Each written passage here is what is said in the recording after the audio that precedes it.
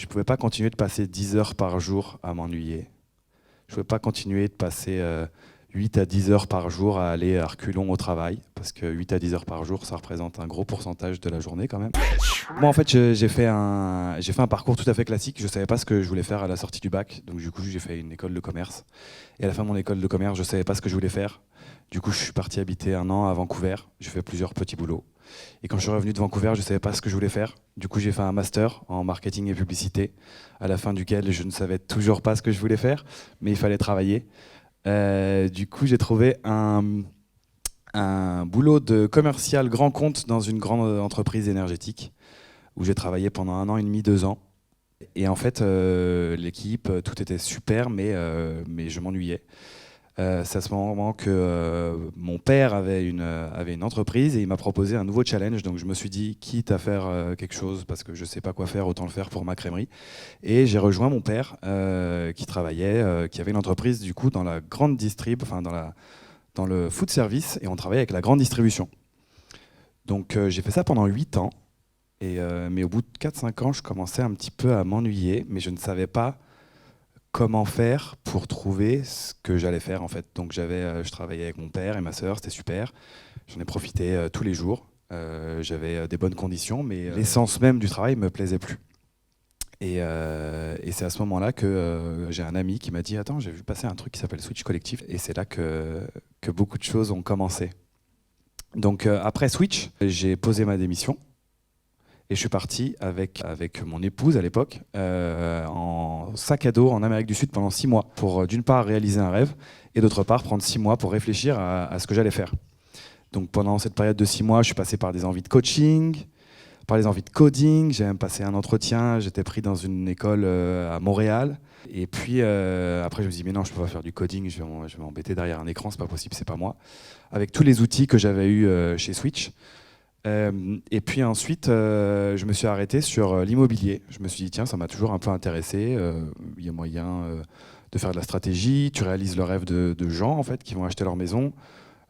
Pourquoi pas commencer? En plus, il n'y a pas besoin de trop de formation. Je vais essayer de me lancer dans l'immobilier. Donc je suis rentré à Paris, je suis allé voir tous les contacts que je connaissais en immobilier. Et on m'a proposé de devenir agent dans une agence immobilière.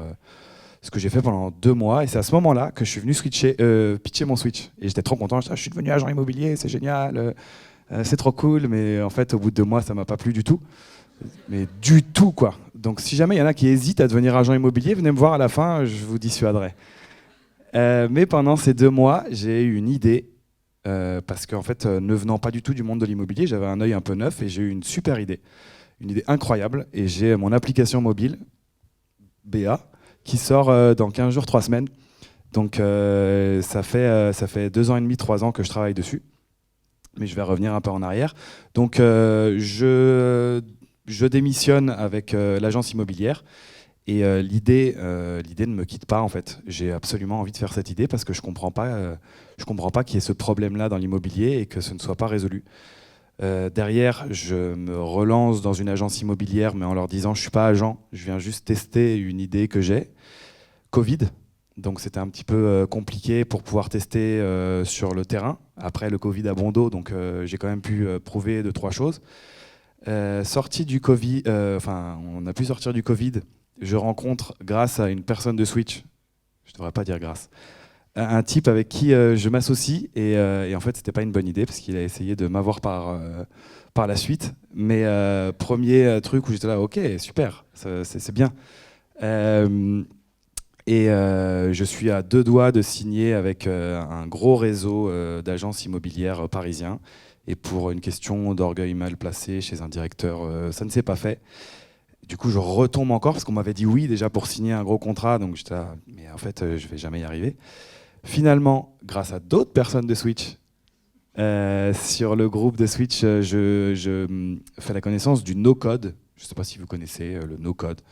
C'est absolument génial. Je me fais une formation no-code en me disant bah, c'est bon, je vais pouvoir no-coder moi-même mon application. Et puis je me dis quand même, c'est quand même un peu balèze. J'ai fait une formation accélérée et je me dis mais je ne peux pas pouvoir tout faire tout seul. Donc je postule à un incubateur. Si jamais vous cherchez un incubateur, je pourrais vous conseiller.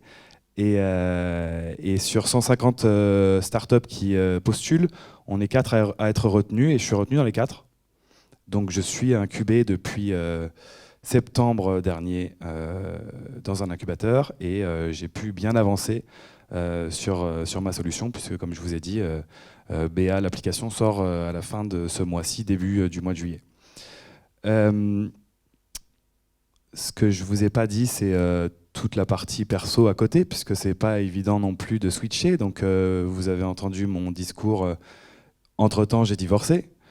Entre-temps, avant le Covid, avant Switch, j'avais un super appart, j'avais une voiture, j'avais un scooter, j'étais marié, j'avais un chat. Et maintenant, j'ai un chat. Ok. Mais je suis très heureux. Je suis passé par plein d'étapes. Le truc qui était le plus important pour moi, c'était que je ne pouvais pas continuer de passer 10 heures par jour à m'ennuyer. Je ne pouvais pas continuer de passer 8 à 10 heures par jour à aller à reculons au travail, parce que 8 à 10 heures par jour, ça représente un gros pourcentage de la journée quand même. Et j'ai appris que en fait, j'ai plus l'impression de travailler. J'ai ma boîte, j'ai plein de problèmes, je fais des tableaux Excel, je fais des réunions, je fais des rendez-vous, mais je m'ennuie jamais et j'ai pas l'impression de travailler. Et ça, c'est assez génial. J'avais des conseils à vous donner. Le premier, c'est que il faut faire switch. Parce que ça aide beaucoup. En fait, switch, c'est pas un déclic. Le déclic, vous l'avez déjà parce que vous êtes ici, donc il y a quelque chose qui va pas, je pense. Si vous êtes venu, c'est que vous avez des interrogations. Et c'est pas obligé de faire switch pour réussir à switcher, mais c'est un vrai accélérateur. Ça va beaucoup vous aider. Et ce que j'avais adoré, moi, c'était le fait qu'on arrive dans un endroit où les gens, ils sont comme nous. On n'est plus le fou du dîner à table qui est là. Bah ouais, moi, je m'ennuie dans mon truc. Je les vois tous hyper épanouis, ce qui n'est pas forcément vrai. Mais je sais pas faire semblant, moi, donc je savais pas faire semblant et je voulais pas me mentir à moi-même. Et en fait, Switch m'a beaucoup aidé là-dessus. Donc, une chose, c'est perdez pas plus de temps. J'en ai perdu un peu trop. Moi, je vous ai dit que j'étais resté 8 ans dans la même boîte. Et au bout de 4-5 ans, j'en avais marre. Et en fait, Switch n'existait pas à ce moment-là. Donc, vous avez une possibilité, un moyen de pouvoir accélérer. La deuxième chose, c'est faites attention à ce que les gens vont vous dire, vos proches, surtout ceux qui vous aiment, ils ont tendance à reprojeter sur vous leur peur à eux. Et moi, j'ai eu un des amis qui n'a pas été celui qui m'a le plus encouragé, mais un jour, je lui dis, parce que j'ai dû bouger aussi dans un petit studio, comme les rentrées sont moins importantes, souvent si vous avez des bons amis, ils vous invitent et c'est cool une fois, 2 fois, mais après ça devient gênant. Et je lui dis, tu sais, je suis un peu honteux moi, à fois que vous m'invitez. Il me dit non, mais attends, Fred, t'as pas compris en fait. Je dis quoi? Il me dit, mais en fait, ce que tu fais, on rêve tous de le faire, mais on n'a pas le courage. Et là, ça a un petit peu changé ma vision. J'étais là, ok. Ok. Non, et ça m'a fait beaucoup de bien. Donc faites attention à ce que les gens vont vous dire. Ils vont vouloir peut-être vous dissuader de switcher, de changer, de prendre des risques. Mais si on ne prend pas de risques, ça ne sert à rien de vivre en fait. Donc faites-le à fond et vous êtes au bon endroit en tout cas pour commencer ou pour continuer. Voilà.